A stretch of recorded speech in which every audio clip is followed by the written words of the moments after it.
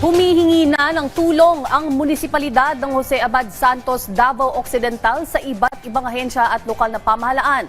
Kasunod ito ng pagkakadiskubre sa ilang landslide dam sa magkakaibang barangay sa probinsya. Kaya patuloy ang kanilang operasyon para buwagin ang mga ito.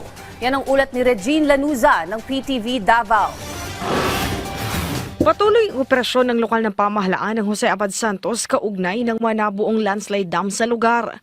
Nakipag-ugnayan na ang MDRRMO sa PDRRMO, Philippine Army at iba pang ahensya para sa operasyon. Una nang nabuwag ang dalawang landslide dam sa Barangay Butuan at San Isidro. Umaabot sa 6 na barangay ang nakitaan ng landslide dam na patuloy na sinisikap na mapahupa o mapatuyo.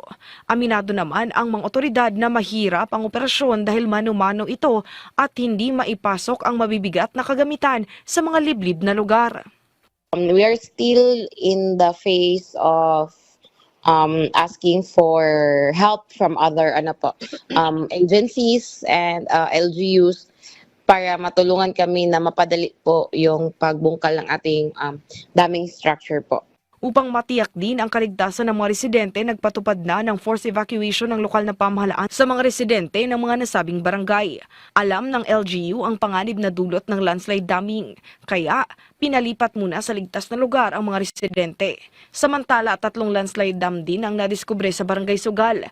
Isa sa mga ito ang umano'y nagdulot ng malawakang pagbaha sa sitio Kibatang matapos ang malakas na pag-ulan. Hindi agad na aksyonan ng landslide dam, kaya umapaw ang tubig at binaha ang lugar. Yes po. Especially ma'am if patuloy pa rin po yung mga heavy rainfall na i-experience natin. So for ma'am, successive days na po kami nakaka-experience ng mainit na panahon po. Umaasa rin ang Just LGU na marami pang mga ahensya ng gobyerno at ibang LGU ang tutulong sa kanila upang mapadali ang pagbuwag sa mga nabuong landslide damming. Mula sa PTV Davao, Regine Lanuza para sa Bayan.